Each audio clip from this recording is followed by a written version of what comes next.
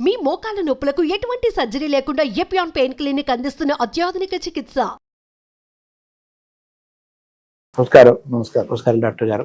మామూలుగా న్యూరాలజీ అనగానే ఒకప్పుడు నరాల బలహీనత ఉంది వాడికి అంటుండేవాళ్ళు. ఆ మాటలే ఎక్కువ వినపడేవి.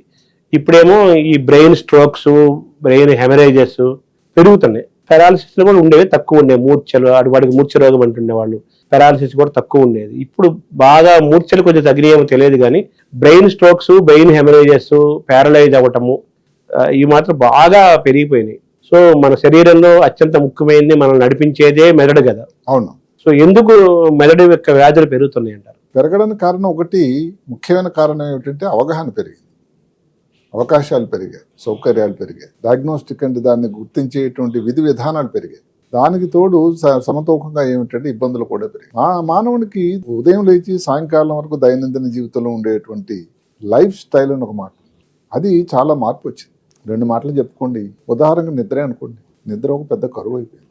ఈరోజే ఒక స్టడీ వచ్చింది, ఇది మన తెలంగాణ ఇన్స్టిట్యూట్ సైన్సెస్ వాళ్ళు స్టడీ చేశారు. దాంట్లో ఏమిటంటే ఇప్పుడు ఎవరైతే ఎంటర్ప్రెనర్స్ ఉన్నారో, స్టార్టప్ చేస్తున్నారు, బిజినెస్ పీపుల్, వాళ్ళలో సగం కంటే ఎక్కువ నిద్ర లేదు. మామూలుగా భగవంతుడు అందరికి కూడా ఇచ్చింది ఏమిటంటే 8 గంటలు నిద్రపోవాలి హాయిగా. అది కూడా ఏమిటి, రాత్రి నిద్రపోవాలి. అంటే న్యాచురల్ స్లీప్ ఉండే సమయంలో నిద్రపోవాలి. నిద్ర తక్కువ అయ్యేసరికి ఒకటి ఊబకాయం, బ్లడ్ ప్రెషర్, డయాబెటీసు, స్ట్రోకు, గుండెపోటు రావడం, హార్ట్ అటాక్, ఇవన్నీ వస్తూనే ఉన్నాయి. అంటే స్ట్రోక్ అన్నది ఏదైతే ఉందో కొంతవరకు లైఫ్ స్టైల్ డిసీజ్ కిందే పరిగణిస్తాం. మనం ఇందాక చెప్పుకున్నట్టుగానే చేసిన ప్రతి విధానంలో కొంత శాతం ఏదో హెరిడిటరీ, ఏదో వంశపారంపర్యంగా వచ్చింది. లైఫ్ స్టైల్ అంటే ఉదాహరణకి ఇప్పుడు ఒత్తిడి అన్న ఒక మాట, స్ట్రెస్ అన్నది దైనందిన జీవితంలో ఒక క్రమం అయిపోయింది. చిన్నప్పటి నుంచి స్కూల్కి వెళ్ళడం నుంచి మళ్ళీ ఈ ప్రపంచాన్ని విడిచి వెళ్ళిపోయినంత వరకు కూడా వ్యక్తి స్ట్రెస్కు లోనవుతూనే ఉంది. మరి అందరికీ స్ట్రోక్ వస్తుందా? రావటంలా. ఎవరైతే ఈ స్ట్రెస్ అన్నది ఒత్తిడిని అధిగమించి దానితో బతకడం నేర్చుకుంటారో వాళ్ళ ఇబ్బందులు రావడానికి ఆస్కారం తక్కువ.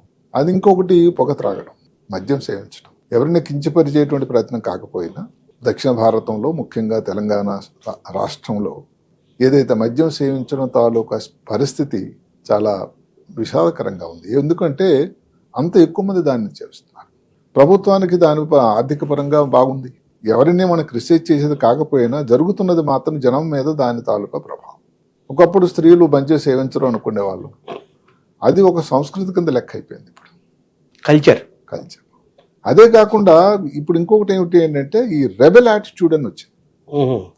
స్త్రీలలో మేము మామూలు ప్రూవ్ చేసుకోవాలనేటువంటి ఒక తాపత్రయం, ఒక ఆలోచన పెరిగింది. సంతోషమే. గాంధీ మహాత్ముడే చెప్పాడు ఏమని, ఎప్పుడైతే భారతదేశంలో అర్ధరాత్రి ఒక స్త్రీ ఒంటరిగా వెళ్ళగలదో రోడ్డు మీద, అప్పుడు భారతదేశానికి స్వాతంత్రం వచ్చింది. వినడానికి బాగానే ఉంది. ఇప్పుడుంటే వేరే స్టేట్మెంట్ ఇస్తాడు ఆయన, రివర్స్ చేస్తాడు స్టేట్మెంట్. అందుకే ముందు వెళ్ళిపోయాడు. అయితే ఇప్పుడు అమ్మాయిలు చదువుకోవడం కానీ, అదే కాకుండా ఆర్థిక స్వాతంత్రం కానీ, రకరకాల కారణాలు ఉన్నటువంటి వాతావరణం కానీ, ఈ పొగ త్రావడం అనేది చాలా పెరిగిపోయింది. మద్యం సేవించడం పెరిగిపోయింది. అదే కాకుండా స్త్రీలలో ఇప్పుడు స్ట్రోక్లో ఒకప్పుడు ఏంటంటే చిన్న వయసులో స్ట్రోక్ అంటూ వినేవాళ్ళం కాదు. అప్పుడైతే 50 సంవత్సరాలు, 60 సంవత్సరాలు బీపీ ఉంది, షుగర్ ఉంది. ఇప్పుడు స్త్రీలలో స్ట్రోక్ 25, 30, 40 సంవత్సరాలు స్ట్రోక్ ఉంది యంగ్ అన్నది దాని పేరు. అది ఇంకా భారతదేశంలో చాలా ఎక్కువ, అందులో ముఖ్యంగా స్త్రీలు. అంటే దానికి కొన్ని కారణాలు ఏవైతే ఉన్నాయో, ఏదైతే ఉండే గుండెలో ఏదైనా రంధ్రం ఉంది, దాంట్లో కవాటాలని సరిగ్గా కొట్టుకోవట్లేదు, ఇలాంటి ప్రాబ్లమ్స్ అన్ని ఒకటి అన్నట్టయితే మద్యం సేవించడం కానీ, అదే కాకుండా ఈ పొగ త్రాగడం, డ్రగ్స్ కూడా వచ్చేసి ఇవన్నీ కూడా ఒకదానికొకటి సమ్మిళితమై వచ్చినటువంటి ఇబ్బంది, క్యుములేట్ అవుతుంది. అవును. అదే కాకుండా వ్యాయామం అనేది ఎలా ఉంటుంది అన్నది మర్చిపోతున్నారు. కొన్ని రంగాలు అంటే ఎవరిని ఒక వేలెత్తి చూపించడం కాకపోయినా, ఏదైతే డస్క్ జాబ్స్ అంటాం, అంటే కూర్చొని చేసే పనులు, అవును, సంతోషమే. ఆఫీసర్గా మంచి బాగానే ఉంటుంది, మంచి ఇది కూడా జీతం బాగానే ఉంటుంది. దాని వలన శరీరానికి ఎంతవరకు వ్యాయామం ఉండాల్సింది, మొబిలిటీ లేదు. అసలు భారతదేశంలో ఒక స్టడీ ప్రకారం 50% అసలు మొబిలిటీ లేక నిస్తేజంగా, నిస్థానంగా ఉండేవాళ్ళు ఉన్నారట. అది లాంగ్ రన్లో ఏదైతే భారత ప్రధానమంత్రి కొన్ని ట్రిలియన్ల ఎకానమీ అవ్వాలి, ఇప్పుడు 5వ స్థానం నుంచి 3వ స్థానంకు మనం ఎగబాకాలనే ఆలోచన, తాపత్రయం చేస్తున్నారు. ఇది అందరికీ దానికి దోహదపడితే కదా. ఇప్పుడు ఇక్కడ స్ట్రోక్ వచ్చి హాస్పిటల్ అడ్మిట్ అయ్యి ఏదైతే మ్యాన్ డేస్ లాస్ అన్నట్టయితే మరి దాని పరిస్థితి ఏమవుతుందో అందరూ ఆలోచించాలి. ఆర్థికంగా ఎదగటం ఎంత ముఖ్యమో ఆరోగ్యంగా ఉండటం అంతకంటే ఎక్కువ ముఖ్యం. దానికంటే 2 సార్లు ముఖ్యం. అది ఉంటే గానీ ఇది రాదు. ఆరోగ్యం ఉంటేనే దేశ ప్రగతి. అవును. అందులోన ముఖ్యంగా మనం చెబుతున్నటువంటి ఏదైతే ఏ దేశానికన్నా కానీ ఆర్థిక ప్రగతికి ఆయువు పట్టు ఏదైతే ఉందో యువత, వాళ్ళలో ఈ స్ట్రోక్ వచ్చింది అనుకోండి, వాళ్ళ మీద డిపెండెన్స్, వాళ్ళ భార్య, పిల్లలు, ఫ్యూచర్ అంతా కూడా. అందుకనే అందరూ ఆలోచించాల్సింది. వ్యాయామం గురించి మాలా మాట్లాడుకున్నట్టయితే ఎప్పుడో మాకు 5 day వీక్ అని, ఏదో 6వ రోజు 7వ రోజు లాస్ట్ అటెండ్ చేస్తామని ఉంది, బాగానే ఉంది. కానీ ఆ రోజు ఏదో పని ఉంటుంది, మీరు వ్యాయామం చేయగలుగుతున్నారు. దానికని ఇంకో వీడియోలో చేసినప్పుడు అదే చెప్పాను నేను, ఒక 30 నిమిషాలు కానీ మీరు ఏదో పని చేస్తూ ఉన్నారు, పోనీ 40 నిమిషాలు పని చేస్తారు, వర్క్ ఒక 3 నిమిషాలు మీరు అటు ఇటు తిరగాలి. లేదంటే స్టాండింగ్ టేబుల్ అని వచ్చాయండి ఇప్పుడు సాఫ్ట్వేర్ వ్యవస్థలో, నిలబడి పని చేసే వ్యవహారం. మధ్యలో ఊరికే ఒక దోస్తులందరూ కలవడానికి వెళ్ళడం, ఏమైతేనేమి కదులుతూ ఉండాలి. ఇంకా ఇంకొక మాట చెప్పాను, చాలా ఇంట్రెస్టింగ్గా ఉంటుంది. ఇప్పుడు మీ రూమ్లో ఏదో రూమ్లో ఒక డస్ట్బిన్ ఉంది, డస్ట్బిన్ దగ్గర ఉన్నదానికి దూరం ఉన్నదానికి తేడా లేదు. కొంచెం దూరం ఉంటే కనీసం మీరు లేచేస్తారు, లేకపోతే కూర్చొని లాగా విసిస్తారు. వినడానికి హాస్యాస్పదంగా ఉంటుంది. ఇంకా లాస్ట్ని ఇప్పుడు ఏవైతే ఉన్న వస్తువులే ఉన్నాయి, న్యూస్ పేపర్లే ఉన్నాయి, బాగాలేదు, రూమ్ ఈరోజు క్లీన్ చేయాలని మీకు మనసు వచ్చింది, బాగుంది, అవన్నీ ఒకేసారి తీసుకెళ్ళిపోయి ఇలా పట్టుకొని తీసుకెళ్ళిపోతే ఒకసారి 4 సార్లు అంచనాలు పద్ధతిలో వేస్తే ఎలా ఉంటుంది? అవును. అంటే ఏదన్నా కానీ కంటిన్యూస్ గా కదులుతూ శరీరాన్ని కదలకు ఉండేటట్టయితే ఈ ఇబ్బందులు రాకుండా ఆస్కారం. అంటే మీరు నిద్రతో మొదలు పెట్టారు, మంచి టాపిక్ తీసుకొచ్చారు. మనిషి ఆరోగ్యానికి బాగా అరగటం ఎంత ముఖ్యమో, తిన్నది అరగటం ఎంత ముఖ్యమో, నిద్రపోవటము, నిద్ర పట్టడము, సుఖమైన నిద్రపోవటం చాలా ముఖ్యం అనేది అందరూ చెప్తారు. దాని పేరు సుఖ నిద్ర అంటారు. సుఖ నిద్ర, నిద్ర వల్ల సుఖం. నిద్ర పట్టక వీడు ఇబ్బంది పడుతున్నాడు. ఇది కూడా న్యూరలాజికల్ ఇష్యూ కదా నిద్ర అనేది. మెదడుకు సంబంధించింది కదా. ఇప్పుడు నిద్ర రావాలి అంటే ఏమిటంటే నిద్రకి సుఖం ఎరగదు వాస్తవానికి. అదే కాకుండా నిద్రకి ఏదో హంసతూలికా తల్పాలు లేకపోతే ఏదో ఎయిర్ కండిషనింగ్ అవసరం లేదండి వాస్తవానికి. నిద్ర వస్తుంది, ఏదో భగవంతుడి నుంచి ఆయాచితంగా ఇచ్చినటువంటి ఒక వరం. ఇది ఇక్కడ ధనిక వర్గం పేద వర్గం ఎవరికి కూడా తరతామ్యాలు లేవు. మరి అలాంటప్పుడు ఎందుకు నిద్ర కష్టం అయిపోయింది? నిద్ర అన్నది ఏమిటి? ఒక సమయంలో నిద్రించాలి. దానిని భగవంతుడు అమర్చాడు అందరికి, బయలాజికల్ క్లాక్ అంటారు. అంటే ఏమిటి? ఈ సమయంలో నిద్రపోవాలి, ఈ సమయంలో మెలకువగా ఉండాలి అని. ఒక రాత్రి 10-11 అనుకోండి నుంచి తెల్లవారి మరీ బ్రహ్మముహూర్తంలో లేచి కూర్చొని అని చెప్పకపోయినా కానీ 3-4 గంటల వరకు 5 గంటల వరకు పడుకునే సమయాన్ని న్యాచురల్ స్లీప్ అంటారు.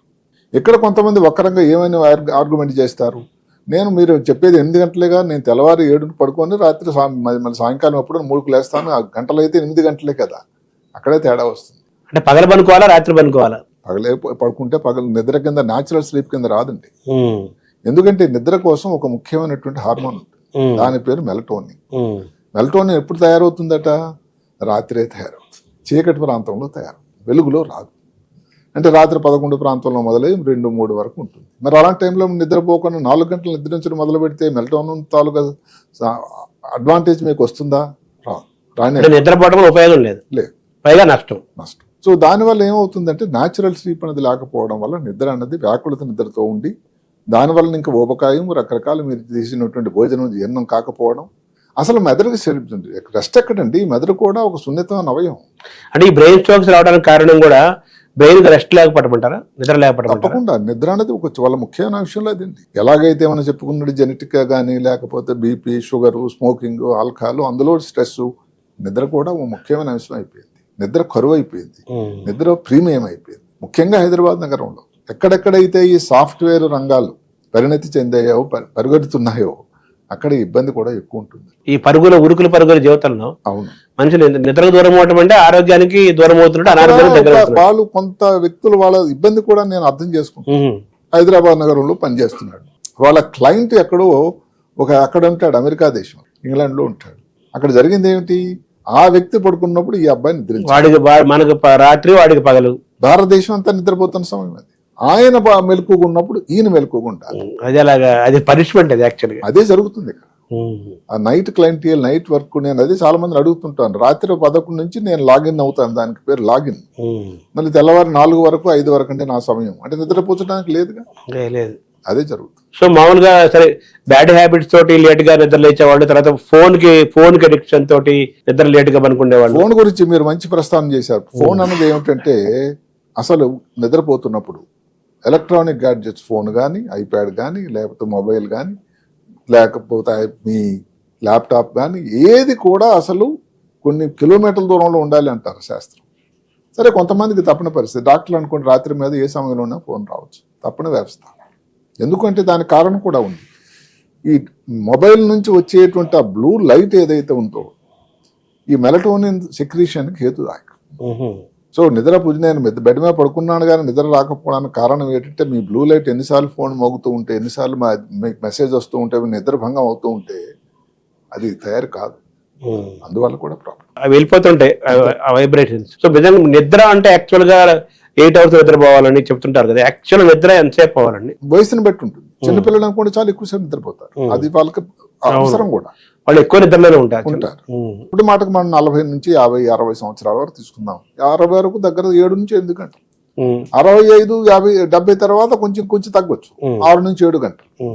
కానీ ఈ గంటల్లోనే నిద్ర ప్రాబ్లం అయిపోతుంది కదా. అంటే నిద్ర అంటే మనం 8 గంటల మంచం ఎక్కుతాం కానీ మీరంటే 8 గంటల్లోనే గాఢ నిద్రపోయే తక్కువ ఉంటుంది కదా సమయం. అక్కడే ప్రాబ్లం.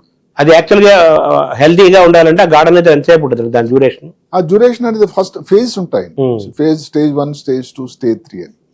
ఆ ఫస్ట్ ఫేజ్ నెమ్మదిగా నిద్రలోకి వెళ్ళిన తర్వాత ఆ తర్వాత ఒక కనీసం 2-3 గంటలు మెయిన్ నిద్ర. ఆ సమయంలో ఇబ్బంది ఉండదు. మరి ఆ టైంలో డిస్టర్బెన్స్ వచ్చి ఆ టైంలో ఫోన్ వచ్చి అక్కడ అది ఒకసారి నిద్రభంగం అయిందంటే మళ్ళీ నిద్ర దానికి ఇబ్బంది అవుతూ ఉంటుంది. అలా ఉంటుంది. స్లీప్ హైజీన్ అంటారు కదా. Sleep hygiene. సో మనిషి నాడీ మండలం, నాడీ వ్యవస్థ, బ్రెయిన్, మిగతా హెల్త్ లో, ఎందుకంటే నిద్ర సమయంలోనే మెదడు పని యాక్టివ్ ఉంటుందండి. మనం పని చేస్తున్నా మెదడు అయితే నిద్రపోలేదు కదండి. అసలు నిద్ర అలసట లేని అవయవం అన్నది శరీరంలో అసలు ప్రతి అవయవం పని చేస్తూ ఉండాలి. మెదడు కూడా పగలంతా ఉదయం నుంచి సాయంకాలం వరకు కష్టపడి ఏదైతే మలిన పదార్థాలు, రకరకాల విషయాలు బ్రెయిన్ లోపల చొప్పించుకొని మన కష్టాల్లో ఉంటామో ఆ సమయం మెదడుకి ఒక విశ్రాంతి సమయం. అంటే ఏమిటి? ఇవన్నీ సెట్ చేయడానికి మార్నింగ్ వెళ్ళగా మళ్ళీ మెషిన్ రెడీ ఉండాలి కదండి. అంటే మీరు సెల్ ఫోన్ ఛార్జింగ్ పెట్టినట్టు అంతే. సో బ్రెయిన్ ఛార్జ్ అవ్వాలంటే నిద్ర అనేది మన సహజంగా మనకి పుట్టుకతో వచ్చిన ఒక గ్రేట్ గిఫ్ట్. అది ఒక ఇంధనం దానికి. అది దాన్ని మనం వాడుకోవట్లేదు సరిగ్గా, సరిగ్గా పాడు చేసుకుంటున్నాం ఆ ఛార్జ్ అని. అందుకనే ఈ డిజార్డర్స్ అన్ని వచ్చేస్తున్నాయి. అవును.